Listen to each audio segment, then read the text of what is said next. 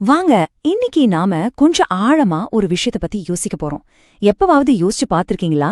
மனுஷங்க ஏன் சில சமயம் நாம எதிர்பார்க்காத மாதிரி நடந்துக்கறாங்கன்னா? ஏன் நம்மளே கூட சில நேரம் நமக்கு புதிராதான் இருப்போம். நாம ஒன்னு சொல்லுவோம், ஆனா செய்யறது முற்றில் வேறொன்னா இருக்கும். இந்த முரண்பாட்டுக்கு பின்னாடி என்னதான் ஒளிஞ்சிருக்கு, அத பத்தி தான் நாம இன்னைக்கு பார்க்க போறோம். இந்த ஒரு சின்ன சீனரியோவை யோசிச்சு பாருங்க. உங்க கூட வேலை செய்யற ஒருத்தர் நீங்க பண்ற எல்லா வேலையிலயும் குறை சொல்லிக்கிட்டே இருக்காரு. ஏன் இப்படி பண்றீங்கன்னு கேட்டா, இல்ல வேலையோட குவாலிட்டி நல்லா இருக்கணும்னு ஒரு அக்கறையில தான் சொல்றேன்னு சொல்றாரு. ஆனா உண்மையிலேயே அதுதான் காரணமா? இல்ல நீங்க அவரை விட நல்லா பெர்ஃபார்ம் பண்ணிடுவீங்களோன்னு ஒரு பயம் உள்ளுக்குள்ள இருக்கலாம் இல்லையா? இல்லனா இத பாருங்க, நம்ம குடும்பத்துல ஒருத்தர் நம்ம பண்ற ஒவ்வொரு சின்ன விஷயத்தையும் கண்ட்ரோல் பண்ண நினைப்பாங்க. அவங்க சொல்ற காரணம் என்னவா இருக்கும்? உன் மேல இருக்கிற அக்கறையில தான் சொல்றேன்னு சொல்லுவாங்க. ஆனா உண்மையில அது அவங்களுக்குள்ள இருக்கிற ஒரு பயத்தோட, ஒரு பாதுகாப்பின்மையோட வெளிப்பாடா கூட இருக்கலாம். இப்போ கொஞ்சம் நம்மள பத்தியே யோசிப்போம். நமக்கு வாழ்க்கையில ஜெயிக்கணும்னு ரொம்ப ஆசையா இருக்கும். ஆனா முக்கியமான வேலைய தள்ளி போட்டுக்கிட்டே இருப்போம். நல்ல வாய்ப்பு வரும்போது அதை சரியா பயன்படுத்திக்க மாட்டோம். நம்ம லட்சியம் ஒரு பக்கம் போகுது, ஆனா நம்ம செயல்கள் அதுக்கு சம்பந்தமே இல்லாம வேற பக்கம் போகுது. ஏன் இப்படி? இங்கதான் ரொம்ப முக்கியமான ஒரு கேள்வி வருது. நாம சொல்றதுக்கும் நாம செய்யறதுக்கும் நடுவுல ஏன் இவ்ளோ பெரிய கேப் இருக்கு? ஏன் நம்ம வார்த்தைகளும் செயல்களும் அடிக்கடி முட்டிக்குது?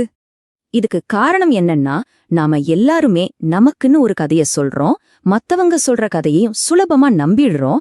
மக்கள் அவங்களோட செயல்களுக்கு சொல்ற காரணங்கள் பெரும்பாலும் அவங்கள பாதுகாத்துக்க அவங்களே உருவாக்குன கதைகளா தான் இருக்குமே தவிர உண்மையான காரணமா இருக்காது. இங்க பாருங்க, இந்த ஒப்பீடு எவ்ளோ கரெக்டா இருக்குன்னு. நம்ம வெளியில சொல்ற காரணம் ரொம்ப தெளிவா லாஜிக்கலா இருக்கும். ஆனா உள்ளக்குள்ள நம்மள இயக்குறது ஒரு குழப்பமான உணர்ச்சி வசப்பட்ட ஒரு அழுத்தம். நாம சொல்ற இந்த ஒஃபிஷியல் கதைக்கும் நம்மள உண்மையிலேயே இயக்குற மறைக்கப்பட்ட உந்துதலுக்கும் நடுவுல ஒரு பெரிய வித்தியாசம் இருக்கு. சைக்காலஜில இத ரேஷனலைசேஷன்னு சொல்வாங்க. அதாவது என்னன்னா, நாம ஒரு உணர்ச்சி வேகத்துல ஒரு வேலையை செஞ்சுடுறோம். செஞ்சு முடிச்சதுக்கு அப்புறமா நம்ம மூளை அதுக்கு ஒரு நல்ல சமூகத்துல ஏத்துக்கிற மாதிரி ஒரு காரணத்தை கண்டுபிடிச்சு சொல்லும். இது நாமளே நம்மள ஏமாத்திக்கிற ஒரு தந்திரம் தான். சரி, நாம சொல்ற இந்த அழகான கதைகளுக்கு பின்னால உண்மையில என்னதான் ஒளிஞ்சிருக்கு? திரைக்கு பின்னால நம்மள இயக்குற உண்மையான விஷயங்கள் என்ன? வாங்க பாப்போம். இந்த மாதிரி ஒரு சூழ்நிலைய நீங்க கண்டிப்பா பாத்திருப்பீங்க. ஒரு சும்மா ஒரு ஜோக்குக்கு ஒருத்தர் பயங்கரமா கோவப்படுவாரு, இல்லனா ரொம்ப வருத்தப்படுவாரு. ஏன்? அந்த ஜோக் அவ்ளோ மோசமானதா என்ன? இல்ல, இங்க மறைஞ்சிருக்கிற நோக்கம் ஆழமான பாதுகாப்பின்மை. நான் மத்தவங்கள விட கம்மிங்கிற அந்த பயம் அவங்களுக்குள்ள ஆழமா பதிஞ்சிருக்கும். அதனால ஒரு சின்ன கிண்டல் கூட அவங்களோட தன்மானத்தையே தாக்குற ஒரு பெரிய விஷயமா உங்களுக்கு தெரியும். இதோ இன்னொரு உதாரணம். நீங்க ரொம்ப சந்தோஷமா உங்க வெற்றி பத்தின ஒரு விஷயத்த உங்க ஃப்ரெண்ட் கிட்ட சொல்றீங்க. ஆனா அவர் சந்தோஷப்படுறதுக்கு பதிலா உங்ககிட்ட இருந்து கொஞ்சம் விலகுற மாதிரி, இல்லனா உங்க வெற்றில ஏதாவது குறை கண்டுபிடிக்கிற மாதிரி நடந்துக்கிறாரு. இதுக்கு பேரு தான் பொறாம. அடுத்தவங்களோட வெற்றிய தாங்கிக்க முடியாத ஒரு உணர்வு. ஆனா அத நேரடியா ஒத்துக்க மனசு வராது. அதனால அது நான் உன் நல்லதுக்கு தான் சொல்றேன்னு சொல்ற அக்கறை மாதிரி வேஷம் போட்டுக்கிட்டு வெளியில வரும். சில சமயம் கவனிச்சிருக்கீங்களா? சிலர் உதவி பண்றேன்னு சொல்லி நம்ம விஷயத்துல தேவைக்கு அதிகமா தலையிடுவாங்க. அவங்க செய்யற உதவி நமக்கு ஒரு சப்போர்ட்டா தெரியாது, ஏதோ நம்ம சுதந்திரத்தை பறிக்கிற மாதிரி ஒரு ஆக்கிரமிப்பா உணர்வோம். இதுக்கு பின்னாடி இருக்கிற நோக்கம் கட்டுப்படுத்தும் தேவை. எல்லாத்தையும் அவங்க கண்ட்ரோல்ல வச்சுக்கிட்டாதான் அவங்களுக்கு ஒரு பாதுகாப்பு உணர்வு வரும். இந்த கண்ட்ரோல் பண்ற குணத்தை பெரும்பாலும் அக்கறை, பாசம்ங்கிற முகமூடி போட்டு மறைச்சிடுவாங்க. சரி, இந்த மறைக்கப்பட்ட நோக்கங்களை எப்படிதான் கண்டுபிடிக்கிறது? உண்மையான கதைய புரிஞ்சுக்க நமக்கு சில கருவிகள் தேவை. அத பத்தி இப்ப பார்க்கலாம். இங்க 4 முக்கியமான தடயங்கள் இருக்கு. முதல்ல, அவங்க சொல்ற சாக்கு போக்குகளை கவனிக்காம அவங்களோட பேட்டர்ன்ஸ கவனிங்க. அதாவது ஒரு விஷயம் திரும்ப திரும்ப நடக்குதான்னு பாருங்க.